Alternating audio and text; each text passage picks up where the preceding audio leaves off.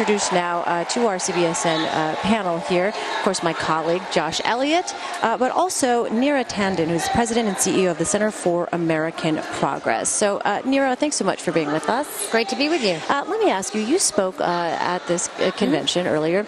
I'm curious what your priorities are as you listen to the vast array of issues here that Democrats have put forth as issues that are important to them, everything from immigration to women's issues to the Black Lives Matter movement. What are the top priorities for you as you see it? Well, I'm really focused on addressing the key economic challenges we have.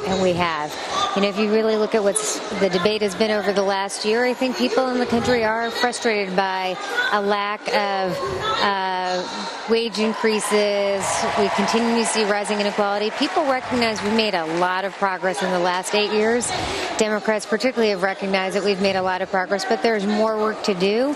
People are still anxious out there, and I think it's really important for Democrats to communicate what they're going to do about those sets of economic challenges. And I expect the president to talk a lot about these issues tonight, but I'm really looking forward to Hillary addressing those issues as well tomorrow night.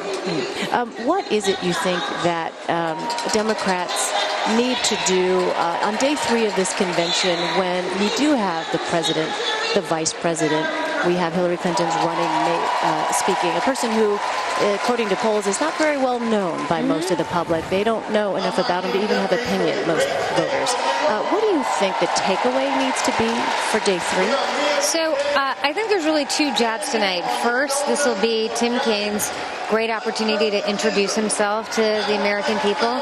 He's had we announced him, or he was announced on Saturday, maybe late Friday in the age of social media, but and he's had some great events. He did this wonderful sit-down interview with CBS and 60 Minutes on Sunday night. It was very humanizing of both him and Hillary. So I think there's an important opportunity for him to introduce himself. But I think tonight and tomorrow night, but particularly tonight, I think the president is going to talk about working with Hillary Clinton and why he trusts Hillary Clinton to be the next president of the United States for this job that he knows is so tough. And so I think he's going to be a great character witness for her.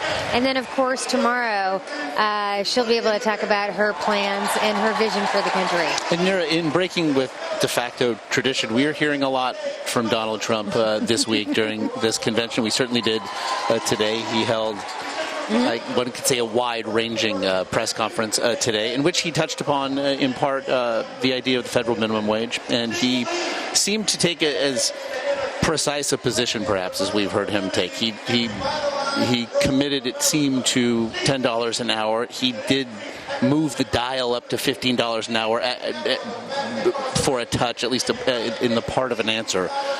What do you make of his position here, and really how it might echo the ideas we hear here tonight? I think this is a classic Donald Trump-ism, which is, as I read what he said, he took 3 positions in about 30 seconds. He talked about increasing the minimum wage, then he talked about leaving it up to the states, then he talked about, well, he wasn't really sure about what he would increase it to, maybe $10, and he talked about maybe going higher.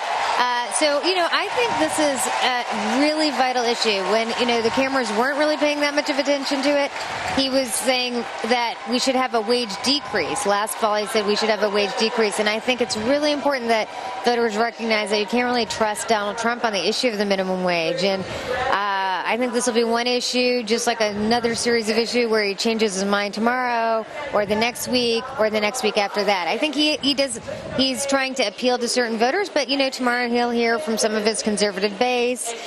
Paul Ryan has opposed a minimum wage increase of any kind, says it's a job killer. So he'll probably take his call from Paul Ryan, then switch his position. So what do you make of that base? And really, who do you think that base is? Because he did receive more votes than any Republican has ever received in a primary contest. And it seems a base that, if nothing else, does not hold him to specifics, does not ask policy specifics, at least at this point in time. We actually heard Marco Rubio say today he believes he'll learn on the job. Is that a viable stance? And who do you think it is? that is propelling him to the place he is? You know, he definitely has he won the primaries fair and square. He has a strong base of support, obviously. You know, I would contrast the Republican convention to the Democratic convention. Every living former Democratic president here. You see on the stage Democrats from all around the country embracing Hillary. You know, obviously even Bernie Sanders yesterday did, I thought, very heartfelt remarks yesterday and Monday night for Hillary. We have some divisions because we're Democrats, but if you compare the conventions, you see a much more united Democratic Party. I think the challenge for Donald Trump is not just these remarks about the minimum wage, but even more fundamentally his remarks about Russia today, where he really did seem, to me at least, to invite Russia to hack into the DNC or private emails in the United States. It's really outrageous comments. And you see a lot of the folks in the national security space, Republicans, centrists, obviously Democrats, but many Republicans deeply concerned. I think that's why Jeb Bush said ahead of his convention that he would not support Donald Trump. And he still has significant issues. Obviously, Ted Cruz just a week ago today saying he would not support, vote your conscience. And so that's not the message you're going to hear tonight from Democrats. Every single one of the speakers today is a strong supporter of Hillary, and we're getting more and more united as we go. All right, Neera Tanden, thank you so much for your perspective. Really appreciate you joining us. Thank you so much. Thank you, Neera. Thanks.